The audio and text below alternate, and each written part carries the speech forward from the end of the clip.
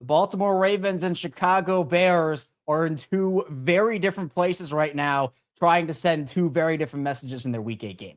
Yeah, and yet the 1-win Ravens team is a big home favorite against a 4-win Bears team, and it tells you a little bit something about how both of these teams are viewed in their current state.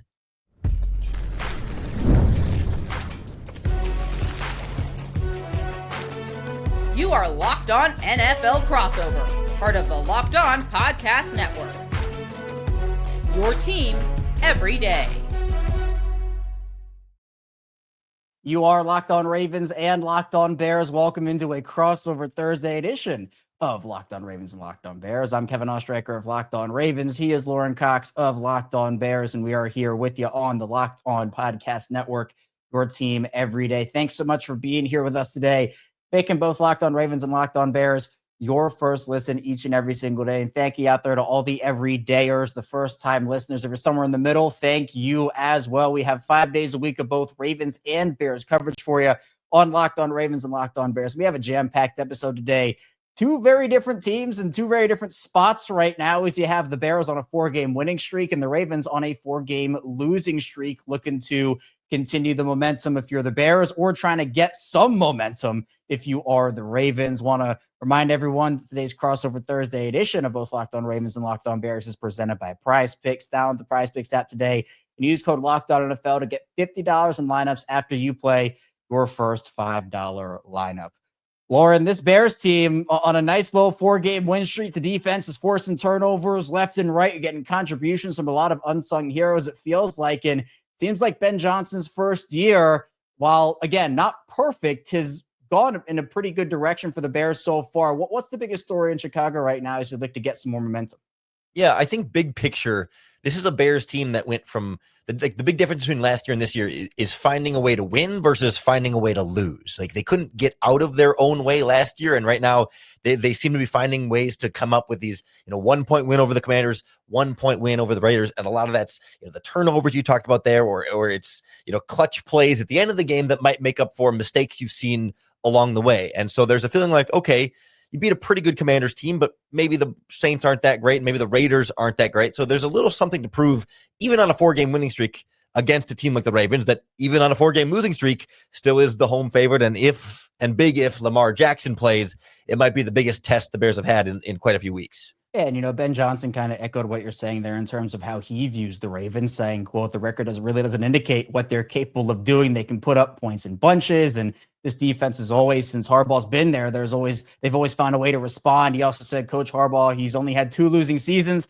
so he knows what he's doing. So we've got to be on our stuff here this week. And I think that for the Ravens is how they're approaching things is, look, they know they're talented. They have the talent on the roster, but there have been so many things that have gone wrong for them this season. I mean, if I were to kind of pinpoint a biggest story, I think my answer to you would be, well, how much time do you have? Because there are so many different things. There was on Monday a stunning report from the Baltimore Sun about how, anonymous players speaking to reporters and everybody talking about the offense and Ravens not putting guys in positions. And apparently they're taking stuff out of the locker room. And first this article said the coaches. Now it wasn't the coaches and it was the players. So just a lot of stuff off the field is going wrong, first of all, and just weirdness. But on the field, the defense has not been good at all this year. They've dealt with a ton of injuries. And I think the big story is Lamar Jackson returning to practice on Wednesday in a limited fashion. He's been dealing with that hamstring injury. The Ravens are getting a lot healthier. And honestly, should Lauren have a lot of guys back for this game. Obviously, Roquan Smith will get to the revenge factor for him, I'm sure, over the course of this show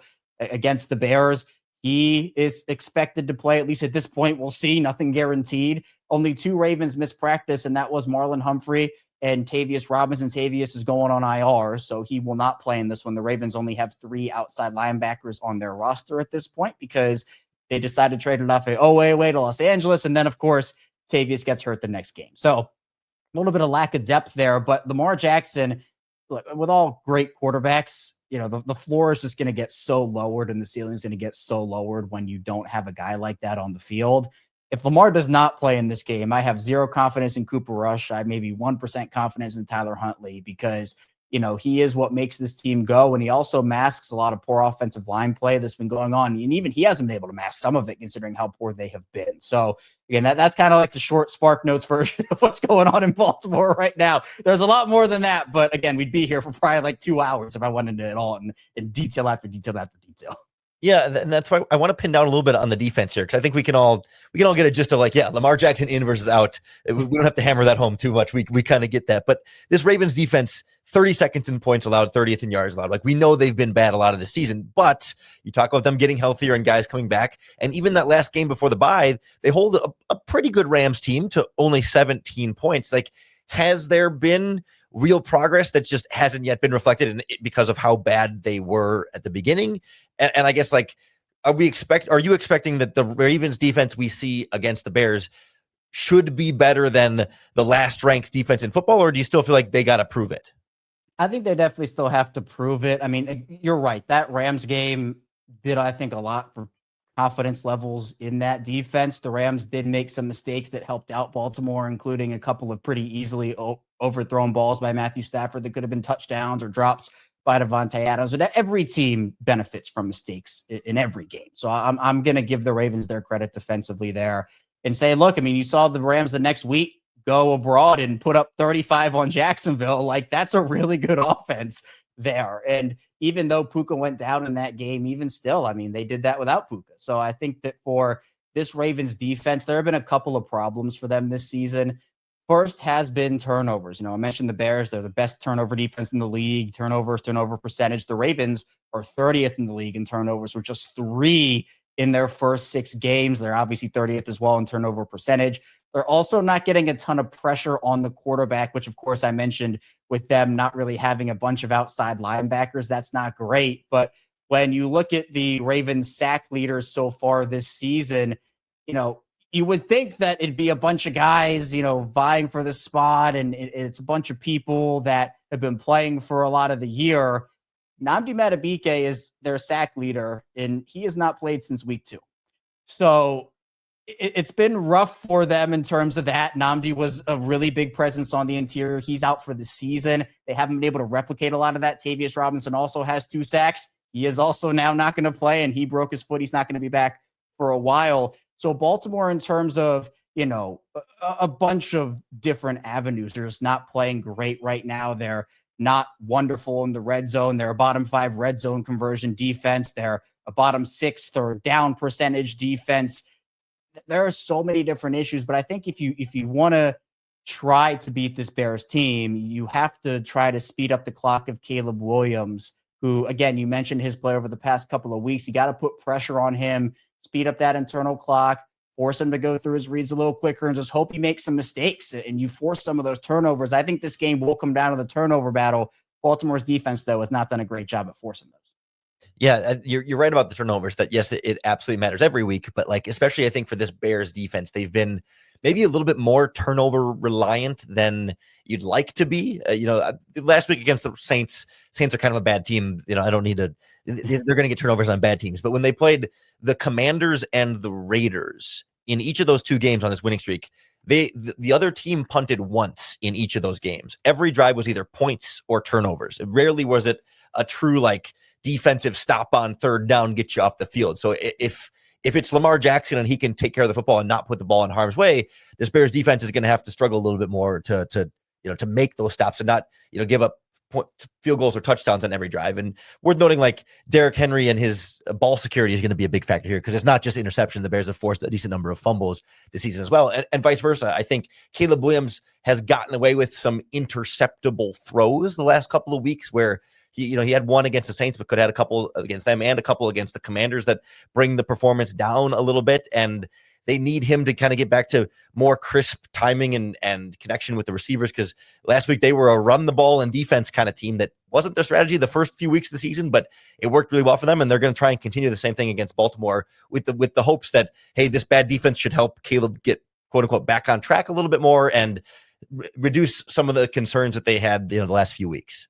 And I am curious a little bit to see which weapons Caleb will have available to him this week after the Bears injury report came out on Wednesday. I know that there are a couple of big names on there. So coming up in the second part of the show, Lauren and I will dive into some matchups to watch, who will be available who will not, and a lot more. So be sure to stay tuned. Plenty coming your way here on this crossover Thursday edition of both Locked On Ravens and Locked On Bears. First, this episode is brought to you by PrizePicks. Every day we make decisions, but on PrizePicks, being right can actually get you paid. Don't miss the excitement of this football season with PrizePicks, where it's good to be right. Playing PrizePicks is such a fun, simple way to add more excitement to football. You just pick more or less on player projections like Josh Allen's passing yards, Saquon Barkley rushing for a touchdown, and you're in the game. And I love how quick it is. You can just make your lineup in under a minute. And my favorite part, PrizePicks just added stacks. So if I want to ride with a player, I can select their pass yards, rush yards, and touchdowns all in one lineup. It's also fun to follow players in the app and copy their lineups with one click. And the new injury reboot feature, if your player leaves early and doesn't return, it won't count against you. Download the PrizePicks app today and use code LOCKEDONNFL to get $50 in lineups after you play your first $5 lineup. That's code LOCKEDONNFL for $50 in lineups after your first $5 lineup. PrizePicks, it's good to be right. And the show is brought to you by Gametime. NFL season is back, and honestly, there's nothing better than being in the stadium surrounded by fans cheering on your team. But let's be honest, getting tickets can be a hassle. Between queues, login screens, and prices jumping at checkout, it's frustrating. That's why I use Gametime, the app that gives the advantage back to fans. Gametime is fast, easy, and backed by the Gametime guarantee. You'll always get 100% authentic tickets delivered on time and at the best price. Plus, all fees are included, so the price you see is the price you pay. And I pulled up Gametime, and in just a couple taps, I saw amazing deals. I'm talking about your favorite NFL games as low as $100, and the app made it super simple. I can even see the exact view from my seat before buying, and I love zone deals too. You pick the section, Gametime picks the seats, and you save big. Honestly, it's faster, cheaper, and less stressful than any other way I've bought tickets. So download the Gametime app, create an account, and use code LOCKEDONNFL for $20 off your first purchase. Terms apply. Again, that's promo code LOCKEDON NFL for $20 off. Swipe, tap, ticket, go. Download Gametime today. Moving along here, both Locked On Ravens and Locked On Bears. Kevin Ostrecker and Lauren Cox still talking about this Week 8 showdown between the Ravens and the Bears. And Lauren, I talked about it a little bit at the end of that first segment, where the Bears injury report has some interesting names on it, including DeAndre Swift, DJ Moore, Cole Kmet. What do you have on those guys? Is this just kind of rest maintenance, or some of these guys in real danger of missing the game on Sunday? It's definitely hard to say definitively, but I think it's a little bit more rest and maintenance for those guys. They were all generally available in recent weeks. I mean, they've all been banged up, right? So I'm not confident that they're necessarily going to be out there and be 100% when they do play. But like, this was an offense that was able to use them as close to full capacity. I think the one I'd be most worried about there is Cole Kmet, because we've seen his role reduce a little bit due to injury. But Swift played the full game against the Saints and had a really, really strong game. I think there's just some soreness there.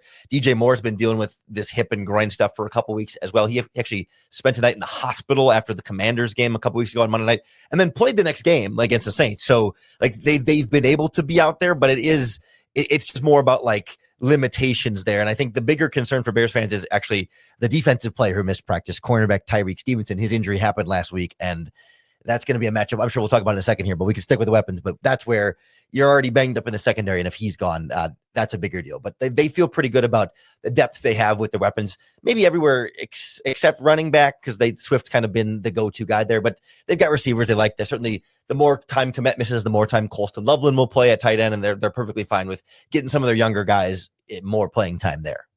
Yeah, and obviously no Jalen Johnson. So if you lose a guy with like Tyreek Stevenson and he's not going to be available, it's going to be a little bit tougher there. And especially, look, Zay Flowers has been, when Lamar Jackson's been out there, at least he's been the hub of the offense. I mean, he has been the guy that Lamar Jackson is targeting and that has really benefited, I think, from some of the other attention that some of the other weapons on Baltimore they've been receiving throughout the years. Zay has 423 yards receiving. The next closest right now is DeAndre Hopkins at 178. So he's the guy for them. And I think that whoever Zay is matched up on, that's going to be huge, because Zay, he's a 3-level receiver. He is an incredible route runner. Yards after the catch, he's really good.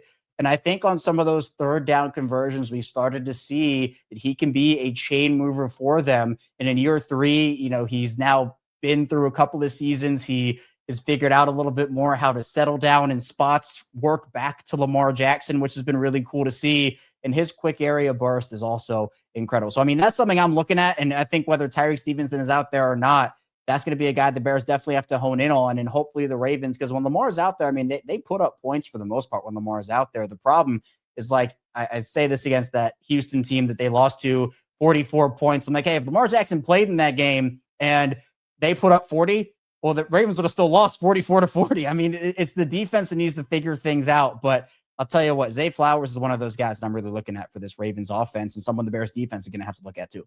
Yeah, and I'm really curious to see how the Bears match that on the other end, because Kyler Gordon has some ability to play outside cornerback, and they've talked about that. They haven't talked about it like since Tyreek Stevenson got hurt, but like in the preseason and the lead up to the year, the possibility of moving him around a little bit more and not just keeping him in the slot, but saying maybe there's opportunities where he plays some safety or plays some outside cornerback.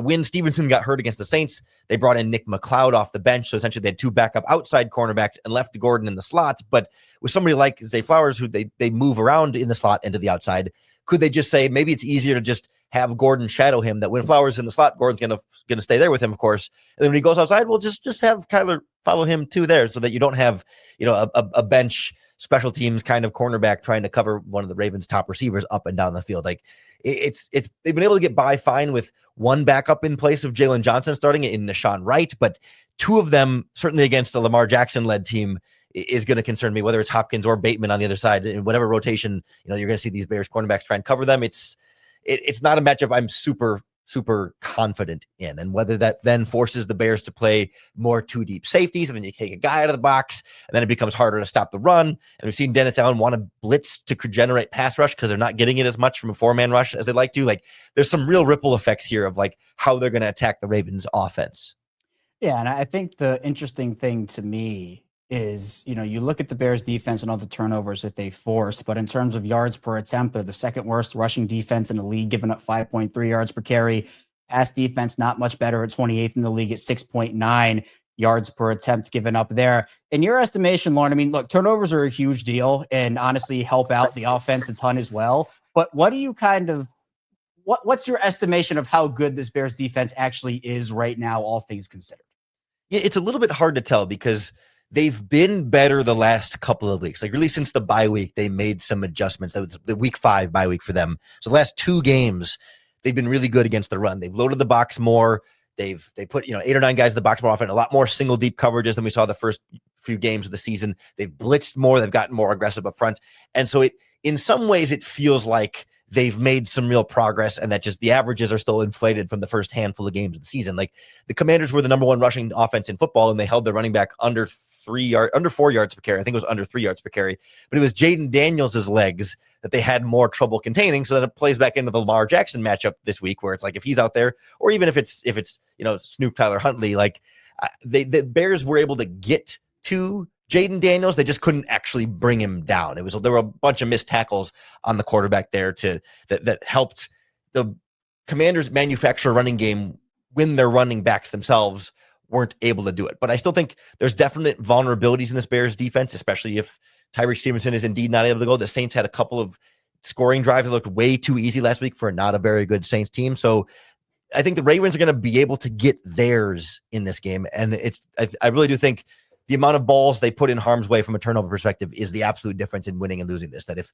the Bears can get 1 or 2, give them extra possessions, then I think they can win the shootout. But if the Ravens take really good care of the football and put up another 35-plus point game, I'm not sure that the Bears offense will consistently be able to drive down and score unless the Ravens are just totally giving everything up too. But I think they're playing better football right now than we've seen from them lately.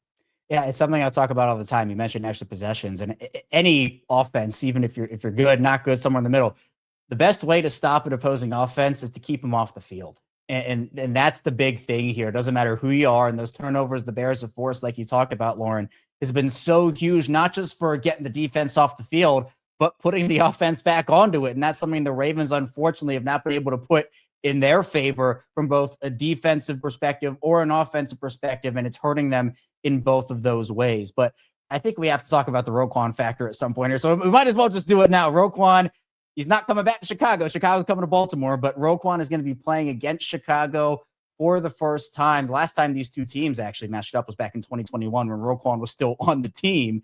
And he actually led the team with 17 tackles. That actually, if you remember, Lauren, and I won't forget it, even though the Ravens won that game, Robert Quinn had 3.5 sacks and looked like the best pass rusher of all time in a Bears uniform when it came down to that. So Roquan, he is coming back from the hamstring injury. Admittedly, it's been a tough start to the year from him. He hasn't really looked great out there, a little bit slow, and that's been something even dating back to last year. I know, Ben Johnson gave him a lot of compliments during his press conference on Wednesday. He said he's fast, see ball, get ball type of guy. He said, quote, he finds a way to shed and be around the football. Seems like he's been an all-pro now for 5 years in a row. And look, Roquan's a very talented player, right? Obviously, a lot of great moments in Chicago. He followed it up early on in his Baltimore tenure with a lot of great moments there as well.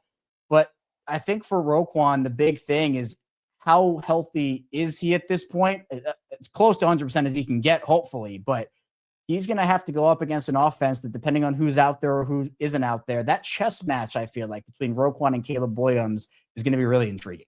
Yeah, from a matchup standpoint, I think the Roquan thing is going to be more about, or let me say this, I think it's going to be less about tight ends matching up with him, right? I think traditionally we think, okay, linebacker, you're thinking Colston Loveland and Cole Kmet, and that really hasn't been a focal point of the Bears offense thus far. I think we've been looking for it to be a bigger focal point, but it's not like they've been struggling, so it's not like you can't really complain and say, oh, well, you should get the tight ends involved more, because they've been scoring plenty of points the last few weeks. So there's nothing to complain about in that department. It's more so saying, like, don't expect Ben Johnson to be saying, all right, let me get Loveland matched up with Roquan Smith here. Like, maybe they'll attack the middle of the field with receivers for sure, and that'll be part of the matchup. But I'm more curious in the running game, because in Chicago, that was kind of the knock on Roquan Smith, is that he's athletic and has good instincts, but likes to run around blocks and can't always fight through them and get off of them. And he makes a lot of tackles, but they're 4, 5, 6 yards past the line of scrimmage, where it's a good tackle, but it's a win for the offense by the time you made the tackle. So with the Bears running the ball better the last few weeks, I'm really curious, like, does the offensive line get to the second level and kind of corral Roquan in that same way? Or is he able to attack with that speed downhill fast enough before the Bears can get to him and he's in the backfield making big plays?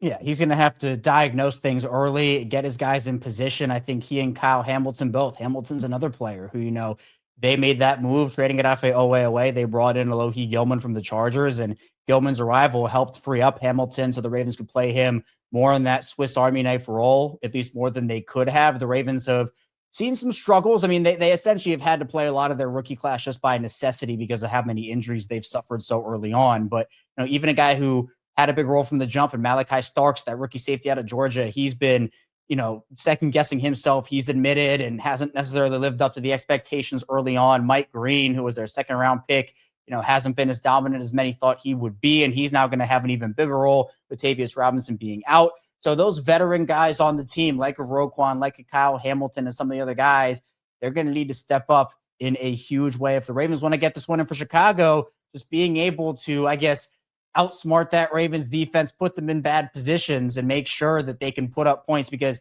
again, with Lamar Jackson out there, assuming he does play, the Bears are going to need touchdowns, not field goals, in order to win this one. So that's going to be on the Ravens defense for stopping them in the red zone potentially, or on the Bears offense for converting in those spots. But coming up in the final part of the show, Lauren and I will be diving into how each team can actually get the job done in week number 8. So be sure to stay tuned. We have plenty coming your way still on this crossover Thursday edition of both Locked On Ravens and Locked On Bears.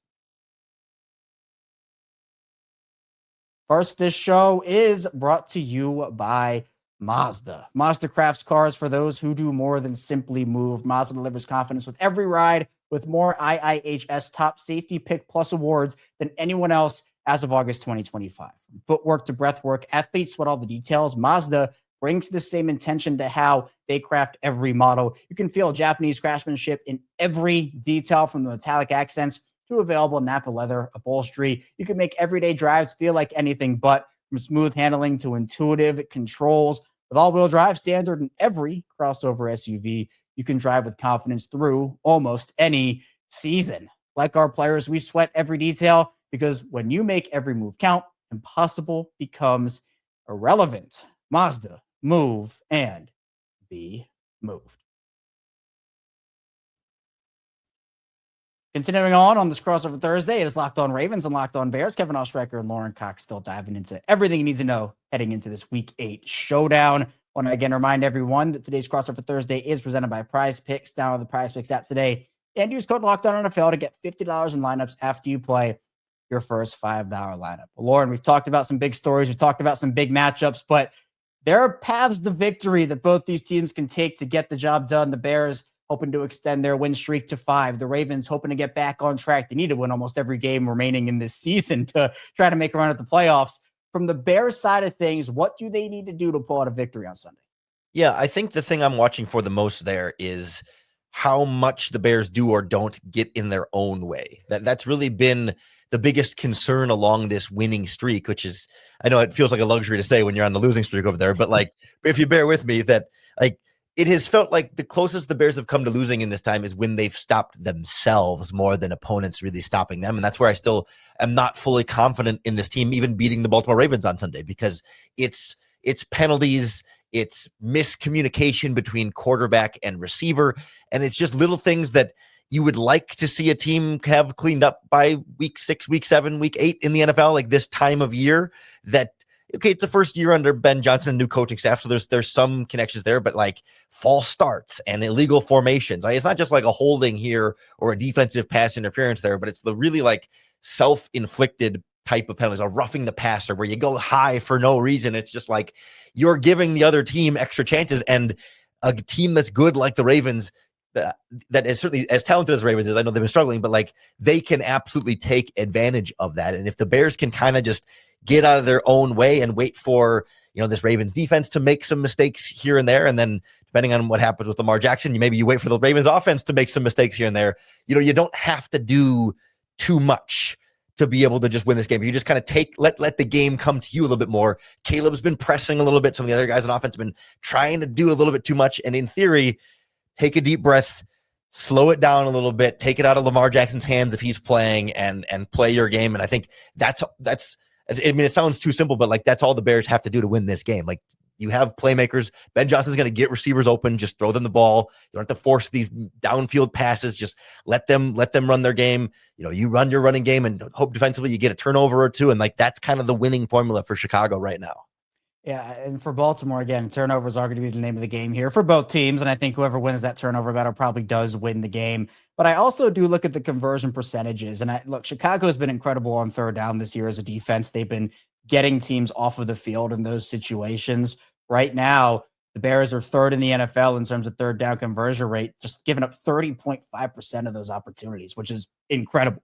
Now, the Ravens stats are a little bit skewed on the offensive side of the ball because Lamar hasn't been in there for 2 games, so they look a little worse than they probably should be. Right now, they're 12th offensively in third down conversion percentage, but kind of taking that all into account, they need to not play behind the sticks on first and second down. Don't get a penalty on first down to make it 1st and 15. Don't throw this weird ball on first down to make it 2nd and 10. The Ravens sometimes get too cute for their own good. They have a lot of talent throughout the board here, but sometimes Derrick Henry, like we saw in week 6, will not be on the field, or they won't use him from the half-yard line and instead run that ball with Mark Andrews. And you're thinking, like, isn't this what you got Derrick Henry for? Isn't this one of the reasons you brought him in? So you just can't outsmart yourself here. But the thing is, for the Ravens for the past couple of years, it's been, all right, well, the Ravens are just beating themselves, right? It's not the opponents, it's them. Well, this year it's been the opposite for the most part. It's been, man, these teams just been taking it to Baltimore. Whether the Bills game, they beat themselves. That was bad. But then you have the Lions taking it to you, the Chiefs, the Texans, even the Rams. That was a little more of like the Ravens making mistakes, but even still, the Rams still had a good opportunity to win that based off what they did. You can't let the Bears get early confidence, in my opinion, right? You need to force pressure on Caleb Williams early. You mentioned Ben Johnson scheming open receivers, which he will do, and he is very good at. You have to try. They have like Nate Wiggins, who's been incredible for them this season. So hopefully, if DJ Moore is unable to play, on Rome Odunze, or maybe if it is on DJ Moore, whoever it may be, you need to be able to, on the flip side of it, keep the Bears behind the sticks, get a sack on Caleb Williams on a 2nd down to make it 3rd and 17, or, win a rep so hard on the D line that you force a hold and you make it 2nd and 20, after a big gain. And you have to get that. But honestly, I think for the Ravens, if Lamar Jackson plays, It's just going to be about putting the ball in the end zone. And that's in the red zone as well, where the Ravens red zone wise this season, and again, stats are kind of skewed, but it's kind of been this way the whole season. The Ravens are one of the worst red zone offenses in the NFL, converting on just 44.4% of those opportunities. Just like I said, the Bears probably won't win if they kick field goals. The Ravens won't win if they kick field goals either. So you have to convert in the red zone, have to put the ball in the end zone. That to me is a really, really big key in this game to me. But Lauren, I appreciate you for giving some Bears insight. And for the Ravens and Bears, I think this will be a really good matchup, maybe an underrated game. I think a lot of people when the schedule came out kind of thought about how, oh, well, the Ravens, this will just be an easy win. And then now we're here, and all of a sudden it's like, man, the Bears have a real shot to win this thing. Yeah, certainly this was one we put as an L on pencil when the schedule first came out. But I'm with you there. Like, from a game prediction standpoint, like, I think if Lamar plays, I would lean Ravens. And if Lamar doesn't play, then I think the Bears are going to be able to win this game. But either way, I think it's going to be a really fun one that, like you said, doesn't get enough attention this week between two teams that maybe aren't individually getting enough attention for the kind of noise they could make once we get a little closer to the start of the postseason. Yep, I'm with you there. I'm 100% with you. I think it'll be a good game. And if Lamar plays, I probably do pick the Ravens. If Lamar doesn't play, it might get ugly for the Ravens, and the Bears probably win that one by a decent amount. But regardless, Lauren and I will have all the content and coverage you need from a Ravens and a Bears perspective. We'll be back here tomorrow, rounding out our respective shows, getting you ready for game day. And then, of course, after the game, we'll have all the coverage you need to dive into what really happened during the game. So be sure you check out Lauren over at Locked On Bears. You can find me over at Locked On Ravens. We'll be back here tomorrow, rounding out the week. So be sure to stay tuned for everything that we have in store, and we'll see you right back here soon on both Locked On Ravens and Locked On Bears.